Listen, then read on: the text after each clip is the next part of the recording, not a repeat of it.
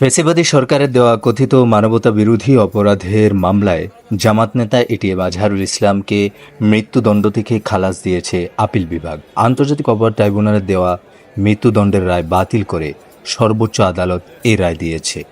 মঙ্গলবার প্রধান বিচারপতি ডক্টর সৈয়দ রেফাত আহমেদের নেতৃত্বাধীন 7 সদস্যের বেঞ্চ এই রায় ঘোষণা করেন।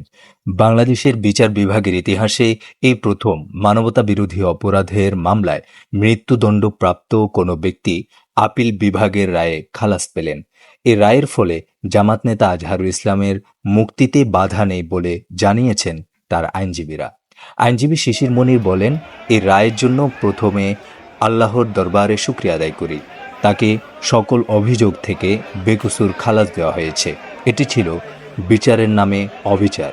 তিনি বলেন, এই রায়ের ফলে সত্য বিজয় হয়েছে, মিথ্যা পরাজিত হয়েছে। এটিএম আজহারের উপর এটি ছিল নজিরবিহীন নির্যাতনের শামিল। পৃথিবীর ইতিহাসে এটি একটি নজিরবিহীন ঘটনা হয়ে থাকবে।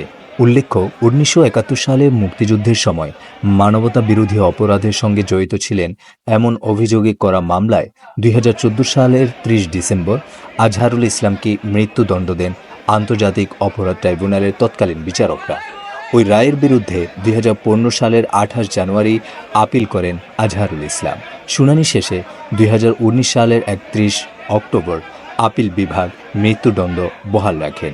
2020 সালের 15 মার্চ আপিল বিভাগের পূর্ণাঙ্গ রায় প্রকাশিত হয়। এরপর তা পূর্ণ বিবেচনা চেয়ে ওই বছরের 19 জুলাই আপিল বিভাগে আবেদন করেন আজহারুল ইসলাম। গত 26 ফেব্রুয়ারি আপিল বিভাগ রিভিউ শুনে ফের আপিল শুনানির সিদ্ধান্ত নেয়। এটাই প্রথম মানবতা বিরোধী অপরাধের মামলা যেটি রিভিউয়ে আসার পর ফের আপিল বিভাগে শুনানির অনুমতি পায়। 71-এ যুদ্ধ অপরাধের অভিযোগে করা মামলায় 2012 সালের 22 আগস্ট মগবাজারের বাসা থেকে আজহারুল ইসলামকে গ্রেপ্তার করা হয়। তখন থেকেই তিনি কারাগারে আছেন।